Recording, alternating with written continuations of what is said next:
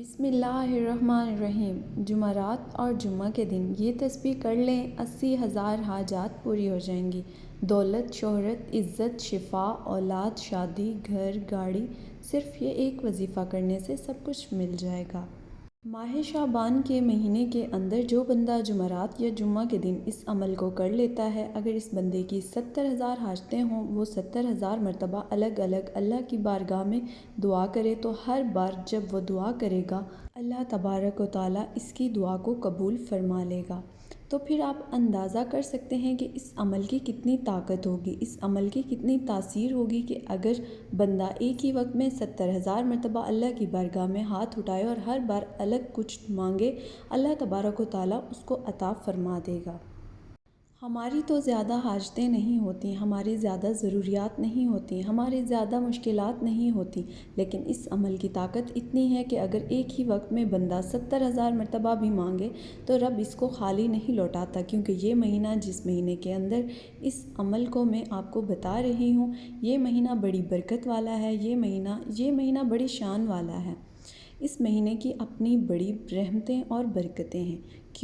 کیونکہ اس کے اندر آقا علیہ الصلاۃ والسلام نے اس مہینے کو فرمایا کہ اس مہینے سے میں محبت کرتا ہوں، یہ میرا مہینہ ہے، اور اس سے پہلے جو مہینہ گزرا اس کے بارے میں حضور اکرم صلی اللہ علیہ وآلہ وسلم نے فرمایا کہ یہ میرے رب کا مہینہ ہے، اور جو اس کے بعد میں آنے والا ہے اس کے بارے میں فرمایا کہ یہ میری امت کا مہینہ ہے۔ اور دیکھیے ناظرین، آقا علیہ الصلاۃ والسلام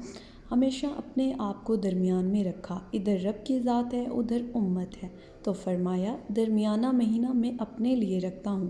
فرمایا درمیان میں ہی کھڑا ہوں، اور فرمایا یہ درمیانی کیفیت یعنی کہ رجب ہے، ادھر میرا ایک ہاتھ ہے، ایک میرا رمضان کی طرف ہاتھ ہے،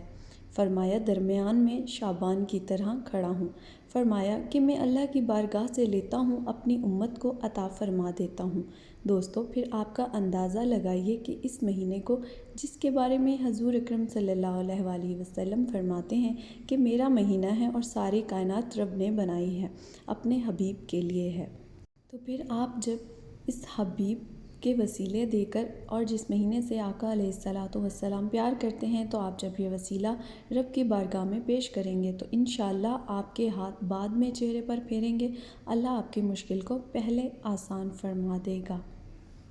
اللہ تبارک و تعالیٰ نے ہمیں کسی کے رہنمائی کرنے والا بنایا، کسی کا وسیلہ بنایا، ہمارے ذریعے سے اگر کسی کی مشکلات آسان ہو جائیں تو ہمیں اس سے اور بڑھ کر کیا چاہیے۔ اس لیے جب دوست احباب پھر جب ان کے مقاصد حاصل ہوتے ہیں، حل ہو جاتے ہیں ان کے، پھر وہ جب ہمیں بتاتے ہیں تو بہت زیادہ خوشی ہوتی ہے۔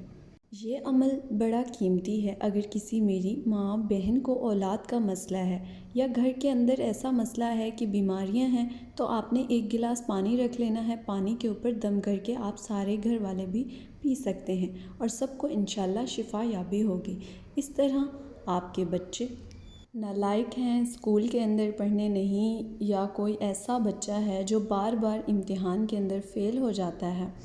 وہ بھی اس عمل سے فائدہ حاصل کر سکتا ہے۔ اسی طرح آپ کا کہیں بھی کوئی مقدمہ چل رہا ہے، کسی عدالت کے اندر کوئی کیس چل رہا ہے اور آپ چاہتے ہیں کہ آپ کو وہاں پر بھی فتح ہو، تو پھر بھی آپ اس عمل سے فائدہ حاصل کر سکتے ہیں، اس عمل کو کر سکتے ہیں۔ آپ کا جو مقصد ہوگا، آپ نے اس مقصد کو اپنے ذہن میں رکھنا ہے، اپنے دماغ میں رکھنا ہے، اور اسی طرح اس کے بعد کاروبار نہیں چلتا تو آپ اس کے لیے بھی اس کے بعد عمل کر سکتے ہیں۔ اس عمل کے ذریعے آپ خود نظارے دیکھیں گے کہ پھر آپ کا کاروبار کتنا عروج پر جاتا ہے۔ اسی طرح اگر آپ کے گھر کے اندر مختلف پریشانیاں ہیں اور آپ کے گھر کے اندر بے چینی ہے،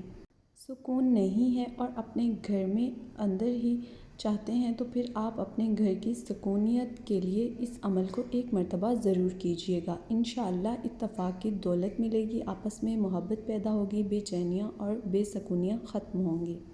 انشاءاللہ۔ اسی طرح آپ کا کوئی بھی کاروبار کا مسئلہ ہے، آپ کو اولاد کا مسئلہ ہے، یا اولاد کے رشتے نہیں آتے، ان کی اسی طرح کی کوئی مسئلہ ہے، تو پھر بھی آپ اس عمل سے انشاءاللہ فائدہ اٹھا سکتے ہیں۔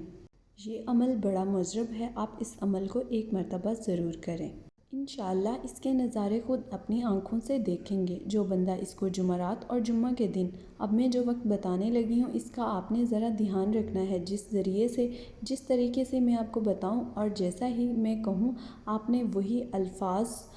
کہہ کر اللہ کی بارگاہ میں التجا کرنی ہے۔ فقط ایک دن کا عمل ہے، آپ جمعرات کے دن عشاء کے بعد کر سکتے ہیں اور جمعہ کے دن عصر کی نماز کے بعد بھی کیا جا سکتا ہے، اور عشاء کے بعد بھی آپ اس عمل کو کر سکتے ہیں۔ سب سے پہلے آپ نے کرنا کیا ہے؟ سب سے پہلے آپ تازہ وضو کریں گے۔ اس عمل کے لیے آپ نماز پڑھ کر آپ سونے سے پہلے بھی اس عمل کو کرنا چاہتے ہیں جو کر سکتے ہیں، لیکن جب اس عمل کو کریں،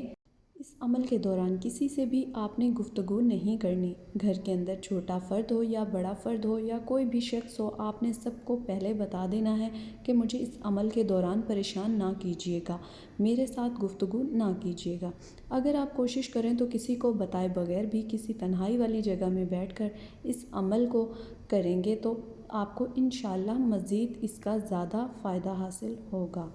سب سے پہلے آپ نے وضو کرنا ہے، تازہ وضو کرنا ہے، ایک مصلی لے لینا ہے، اس کے اوپر بیٹھ جانا ہے، اور بیٹھنے کے بعد آپ نے قبلہ کی جانب اپنا چہرہ رکھنا ہے۔ قبلہ کی جانب کے علاوہ کسی اور جانب نہ کیجیے گا۔ قبلہ کی جانب منہ کر کے آپ نے اس عمل کو کرنا ہے۔ سب سے پہلے آپ نے ایک تسبیح جو ہے کم از کم 21 مرتبہ، ایک تسبیح سے مراد جو ہے وہ 21 مرتبہ آپ نے اعوذ باللہ من الشیطان الرجیم پڑھنا ہے۔ اللہ میری حفاظت فرمائے۔ سب سے پہلے آپ نے اپنی حفاظت کی دعا کرنی ہے، اس لیے آپ نے سب سے پہلے 21 مرتبہ اعوذ باللہ من الشیطان الرجیم پڑھنا ہے۔ اس کے بعد آپ نے پھر اللہ کا ذکر کرنا ہے، اللہ اکبر اللہ اکبر اللہ اکبر پڑھ لینا ہے۔ پھر 21 مرتبہ پڑھنے کے بعد آپ نے 11 مرتبہ درود پاک پڑھنا ہے۔ درود پاک کے بارے میں اب جو آپ کو درود پاک آتا ہے وہ درود ابراہیم پڑھ لیں، یا اگر درود ابراہیم وہ جو ہم نماز کے وقت پڑھتے ہیں، اگر یہ نہیں آتا تو پھر آپ کوئی درود پاک پڑھ لیں۔ آپ یہ بھی پڑھ سکتے ہیں صلی اللہ علیہ وآلہ وسلم، یہ سب سے چھوٹا درود پاک ہے، جو آپ کو آسان لگتا ہے آپ وہ درود پاک پڑھ لیں۔ جب آپ یہ پڑھ لیں تو پھر آپ نے اس کے بعد ایک تسبیح استغفار کی پڑھنی ہے، استغفر اللہ استغفر اللہ استغفر اللہ۔ یہ ایک تسبیح پڑھنے کے بعد اب آپ کا عمل مکمل ہو گیا۔ اب آپ نے اس کے بعد اللہ کی بارگاہ میں اپنی حاجت پیش کرنا ہے۔ جب اس عمل کو شروع کرنا ہے تو آپ کے تصور میں ہونا چاہیے کہ میں کس مقصد کے لیے اس عمل کو کر رہی ہوں یا کر رہا ہوں، تو آپ نے اس مقصد کو اپنے ذہن میں رکھنا ہے۔ اگر خواتین ہیں وہ کسی بھی معاملے کے بارے میں کرنا چاہتی ہیں تو وہ ناپاکی کی حالت میں اس عمل کو نہ کریں، پاکی کی حالت میں عمل کر سکتی ہیں، اور آپ اگر اس جمعرات یا جمعہ نہیں کر سکتی تو آپ اگلی جمعرات یا جمعہ میں بھی کر سکتی ہیں، اور اسی طریقے سے کوئی بھی شخص اگلے جمعرات یا جمعہ کو بھی کر سکتا ہے۔